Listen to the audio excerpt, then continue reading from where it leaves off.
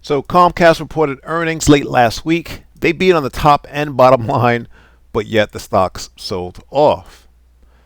Why did the stock sell off if they beat Wall Street estimates? Well, I think number one, the cable business is very, very difficult. There's a lot of competition out there. You now have streaming services that you didn't have many, many years ago, and Netflix continues to do their thing. So before we look at the technicals, let's actually get into the actual news. So Comcast reported fourth quarter top and bottom lines above analyst expectations, though the company's shares still fell. The mass media giant disclosed quarterly earnings per share of 96 cents, beating consensus estimates of 86 cents. Revenue for the period came in at $31.92 billion. That was also above the projected analyst of $31.61 billion.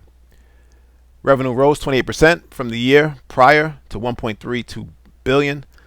That was, however, slightly below the anticipated $1.36 billion. Free cash flow surged 91% year over year to $3.26 billion, coming in ahead of estimates of $2.74 billion. The CEO and chairman said, "We had the best financial performance in our company's 60-year history with record revenue, EBITDA, and EPS, along with significant free cash flow."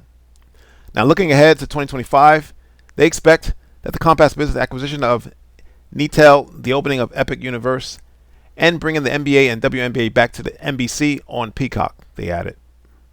So why did the stock sell off? Well, sentiment, and sentiment alone. All right, so this is the monthly chart. And we're going to leave this little red rectangle here for now because I want to show you how that was the weekly buy level. I'm going to take these items off. And if you look, you got a rally, you got a basing candle, and then the rally. Now, this level is not fresh because price already pulled back into that level and ate up some of those unfilled remaining buy orders. Nevertheless, because it is the big monthly buy level, potentially has the makings of holding, pausing price, and potentially reversing price. So again, you got the rally, basing candle rally, price pulls back, penetrates more than 50% of the zone. So typically we say that is a used up zone and that price can just slice through, but time will tell. Going down to the weekly chart, this is the level that I was referring to. You have this drop in price, basing candles, and then the rally out. And depending on how you draw your zones, the price nearly nipped its toes in the upper portion of the zone before moving higher. When price returned, it got a reaction, but again, this massive leg down shows that the sellers are still in control. So I'm going to take this off the chart.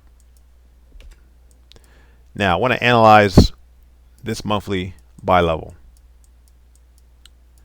Now the real meat is this rally-based rally.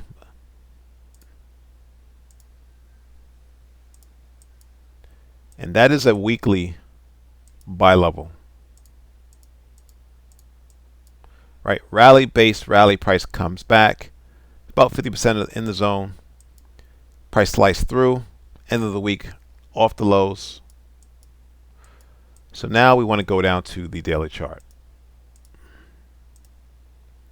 Massive move lower. Massive move lower.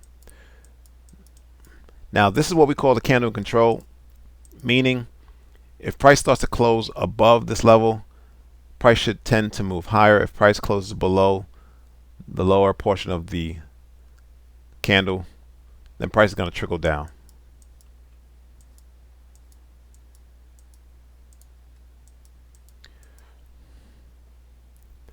I don't really see any levels of real interest, and so let's see over the coming weeks if this big zone is going to pause price, reverse price. If I was a betting man, I say we're going to plateau out. We'll see a double bottom. We may see a liquidity grab, but then I'm anticipating price moving higher to eventually close that gap near $37. Thanks for watching. Subscribe. Please like the video.